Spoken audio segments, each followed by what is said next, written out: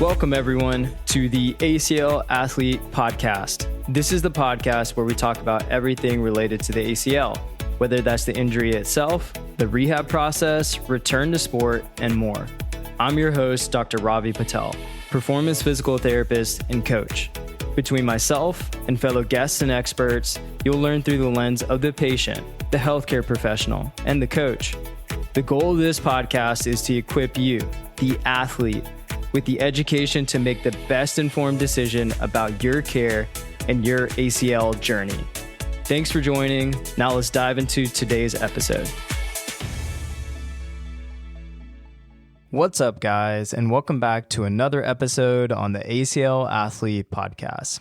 So today we are talking about something that often gets overlooked, but plays a massive role in decision-making throughout the ACL rehab process. And that is, drumroll, strength testing.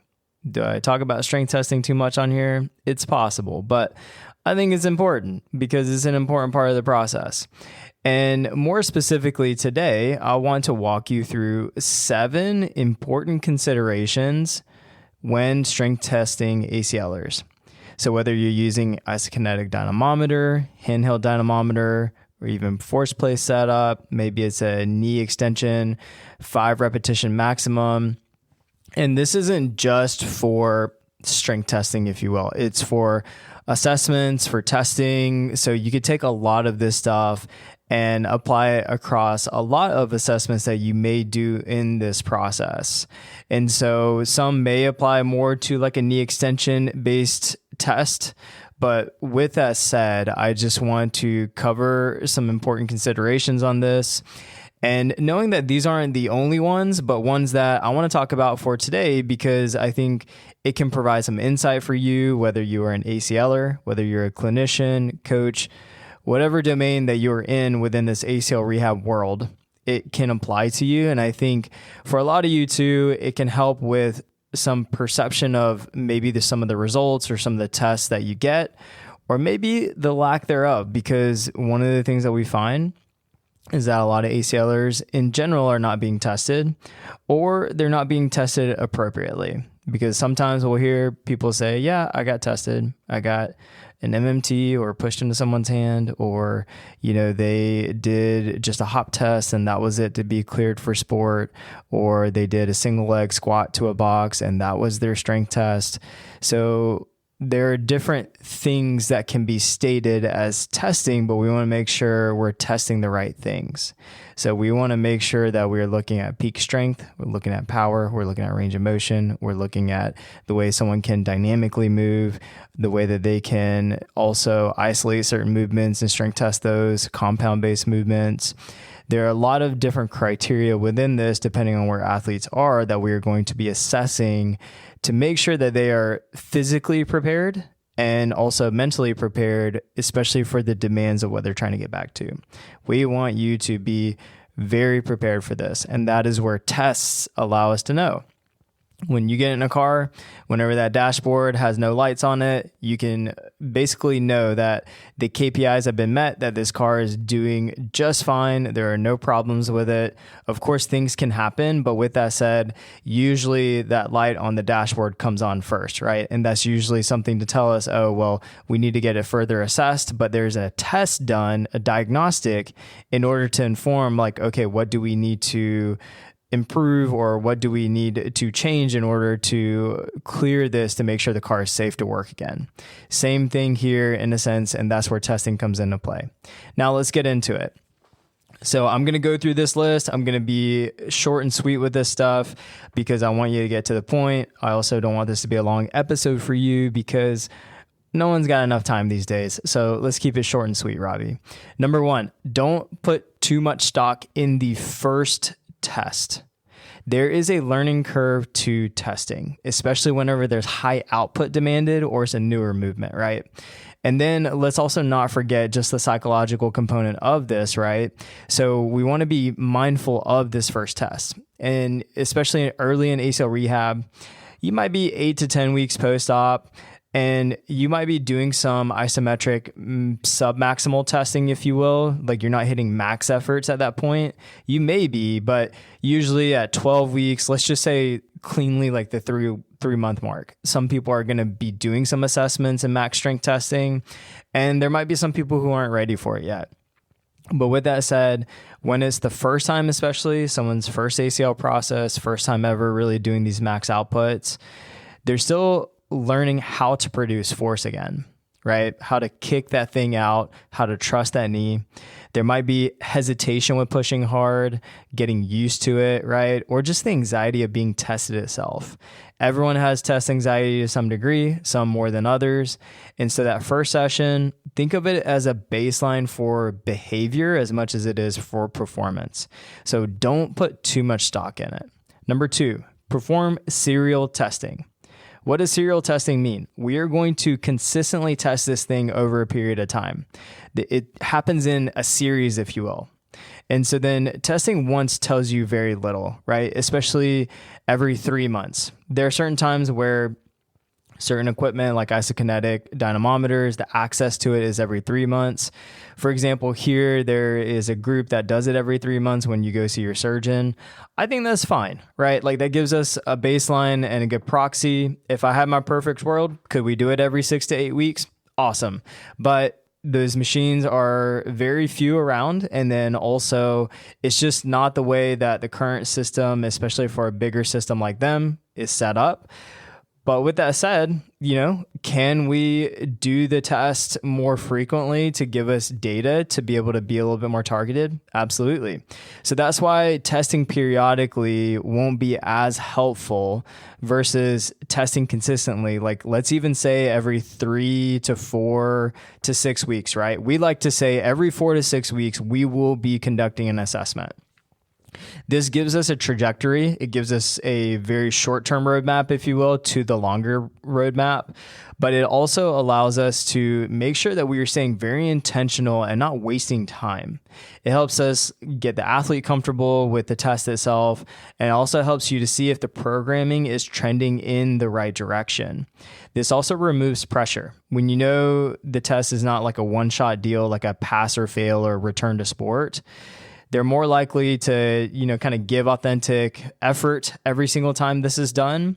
And so I think there's a lot of value in this. And I think this can help just remove that anxiety of testing. And so then therefore, people know what this looks like, know how it feels. Of course, this can be adjusted. But most importantly, it allows us to target exactly what direction we need to go to and be more surgical in our approach of our programming, the way we adjust things. There are times where we might test something while we have a good idea, the athlete might surprise us one way or another. It might be way worse than it is, or it might be much better, right? And then therefore we could just be like, cool, like we have hit this checkpoint or this bucket.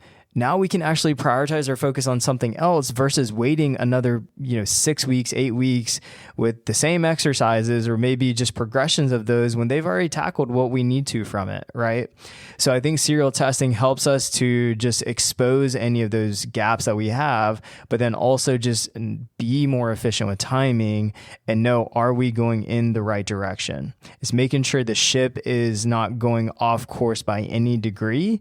It's going in the right direction very consistently and keeps you informed, keeps the game plan informed. Number 3, sometimes the strength test is a tolerance test. And what I mean by this is that if the ACLer is experiencing pain, you are not testing their true strength.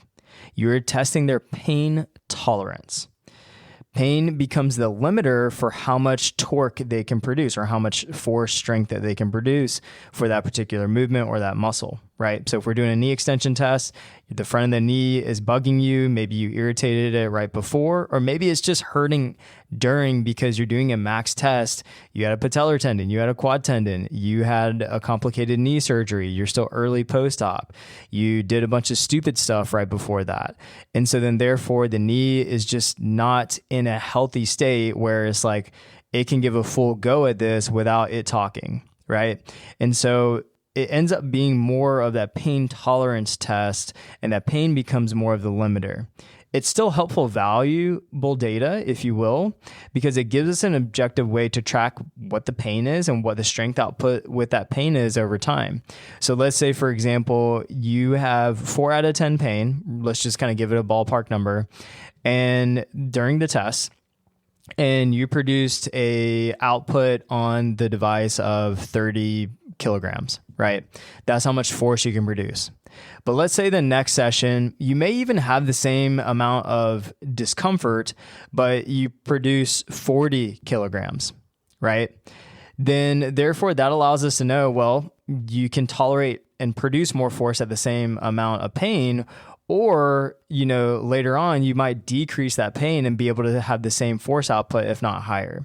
So these are tolerance tests to give us an idea of, okay, how is this athlete looking? And a lot of times, especially early in the process, or if someone may be going through a flare-up or a setback, it's a tolerance test versus thinking this strength test is your pure output. You got to factor in, if you're dealing with pain, you're going to be limited to some degree because the body is going to put a little bit of a brake. Imagine you're in your car and you put a little bit of that emergency brake on, even if it's, 20-30% of that emergency brake, you're going to kind of have that pulled up while you're hitting the gas pedal. Are you going to be able to go as fast as you could in that car? No. That's what pain is kind of doing whenever we are trying to kick out as hard as we can. So just know it could be a tolerance test. The padding, especially if we're talking about a knee extension test, the padding matters a lot. And I'll see a lot of setups where people, their back of their knee is digging into the box or whatever they're set up on. I will see that they have like a strap that's about an inch thick that is around their ankle when they're kicking out for an isometric test. And I'm like, y'all, do the test yourself. I promise you, it is not going to feel good. And I've done this myself. There are times where I always ask my athlete, I'm like, are you comfortable? Do you feel anything digging into you? And at this point, I've kind of like perfected my setup here. But the thing is like, if you feel any discomfort, as silly as it is, because sometimes you're like, oh, well, it doesn't matter. I'm kicking out as hard as I can. Exactly. If you're kicking out as hard as you can, the only thing you want to make sure is that pad and everything is comfortable and it's not cutting into their leg, because you'll just get false results. People will subconsciously hold back to avoid that discomfort. So make sure that the setup is comfortable. Make sure the pad has good surface area. The strap that you're using is soft enough for them to push into it without having pain or discomfort. Super key result, because I've seen people, when we change that setup, they can output 10, 20, 30% more depending on the setup and how much that was holding them back. Number 5, the only thing that should be moving is their knee. And that is when I'm talking about a knee extension test, a knee flexion test. When we are testing isolated strength on the knee, usually when we're talking about here, the quads or the hamstrings, which are obviously number 1 and number 2 importance of this whole process, we need to make sure the only thing moving is the knee. ACLers want that number to go up. I promise you, they will do everything in their power to lean back, twist, lift their hips, anything to get that number to go up. So keep the system rigid. I want you to think about, can you lock this person in as much as possible with proper cueing, proper straps? Usually at least there's a strap around the thigh whenever there's true max testing, but the knee joint should be the only thing moving. So you're actually measuring knee extension strength and not some type of also full body compensation in it. The biggest thing that I see with knee extension and setups is that when people get set up, they will be in that box, they will have the ankle cuff on them, they'll kick out, and as they start kicking out, their hips will start coming off the ground. And so that's something that we want to make sure we avoid. And you can strap their thighs down with like a seatbelt strap, a lashing strap. You can have them hold the side of the box that they're on. You could have their back up against a rig. There are a bunch of different ways for us to make sure that they don't compensate in order to just make sure it's just the knee. And the thing that has been interesting is just seeing other clinicians set up, people asking me for feedback, but then also just looking at, because we have a lot of ACLers who get tested other places, and we ask for the setup or we ask about it, and it's very different. And so then therefore, sometimes the data on that is challenging because there are other parts moving. Like there is a group here where they test and they allow their athletes to lean fully back while they get tested.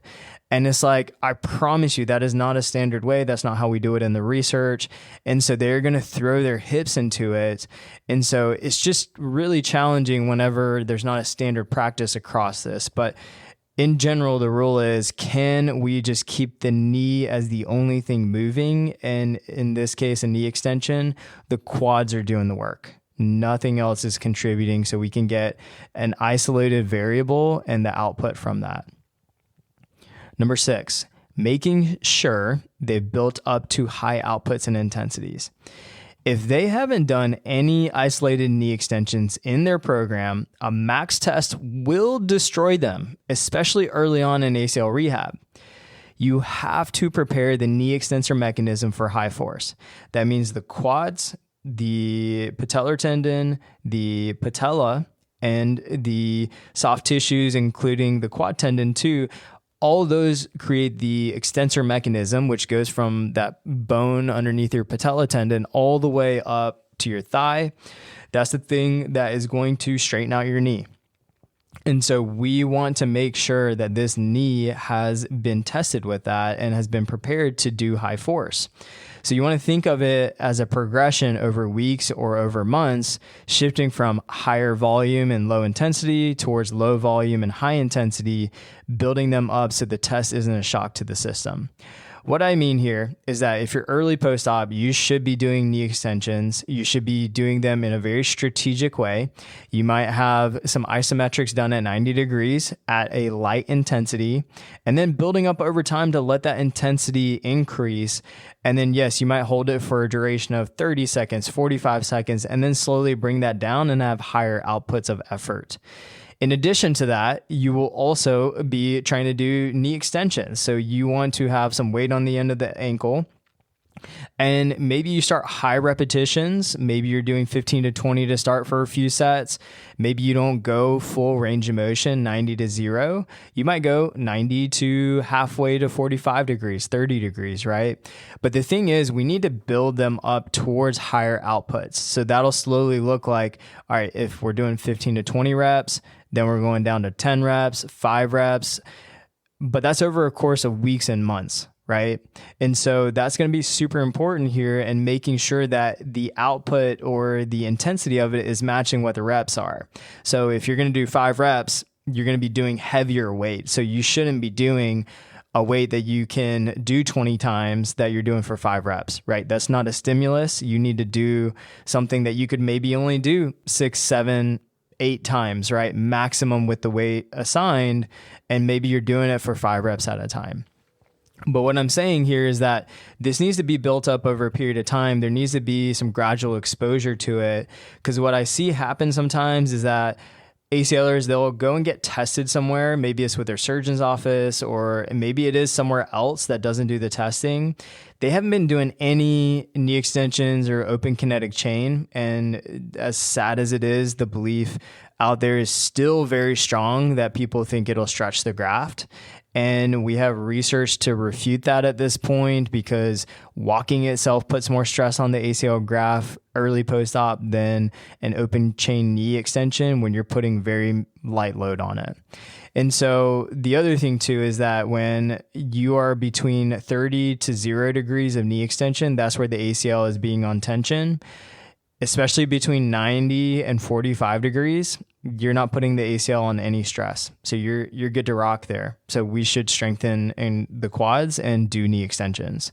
So that's going to be really important though, because when people go to get tested and do an isokinetic test at 3 months or 6 months and they haven't been doing much knee extensions, they haven't really been training the thing that they're going to be doing. And I'm not saying we need to get good at the test, but more so we do need to incorporate that thing to get it stronger. So then therefore, when you go to do a max effort, you're used to it.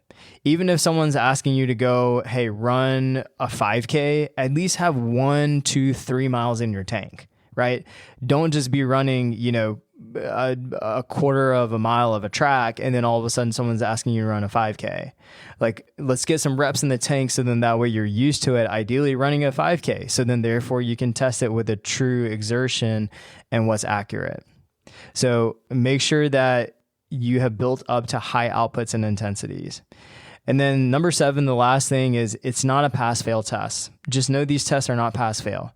A lot of times people look at it as like, man, if I get over this point, I'm good. And I get it. We're trying to achieve getting that quad to, I know the biggest thing people want to see is like, can we get that deficit to less than 10%, right? Can we get the absolute value to around 100% body weight or 3.0 Newton meters per kg? Can we get there? Yes, that is everyone's dream in this process, and to surpass that. But at the same time, like, just know that testing is not a pass or fail. Every test is just a data point. And so the goal is to educate the athlete and the ACLer that we're not judging success or failure. We're not doing that. We're collecting info. We're looking for gaps. We're looking for asymmetries. We're looking for progress or potentially lack thereof. And then we get more targeted. We get more surgical in our program design. It allows us to move forward in such a very specific way. It's like us being able to recalibrate the GPS based on more information coming in and being like, okay, so we're on this path. We started here. Now we're, 20 minutes in of this 3-hour trip. And now we're able to update based on how many cars are on the road, what wrecks we see, maybe some detours.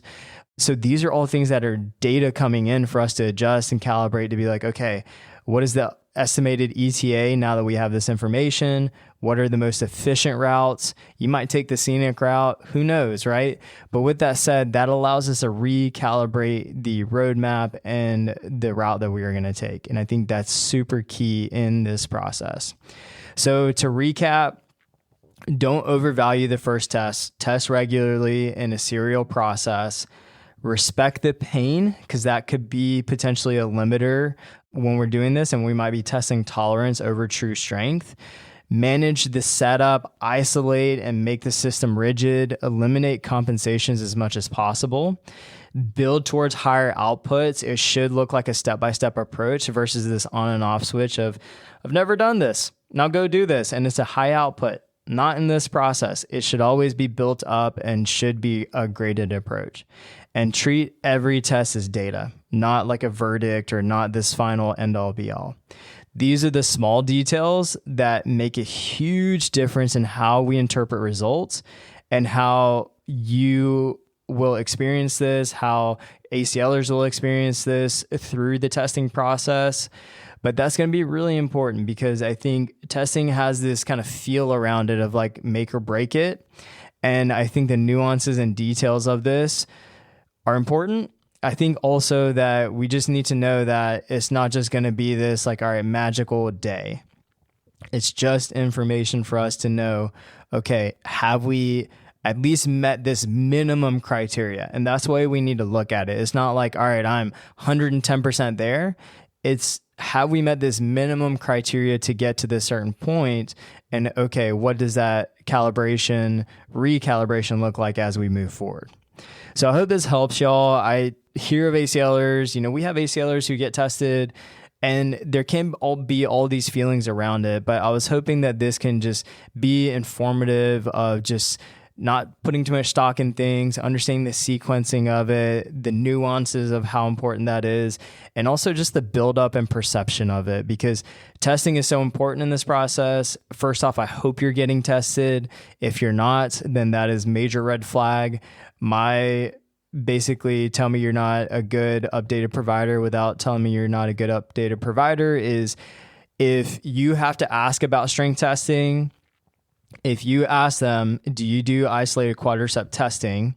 Do you use anything to measure it? And they say, I don't know what you're talking about, or we'll get there, or, you'll kick into my hand. If they don't tell you, or if you ask, there are 3 main options. Maybe something else exists I'm not familiar with. But right now, they could do a repetition maximum on a leg extension if we're talking about quads, usually like a 3 to 5 repetition max, maybe 1, using a dynamometer that is anchored, that gives an objective value, or an isokinetic dynamometer.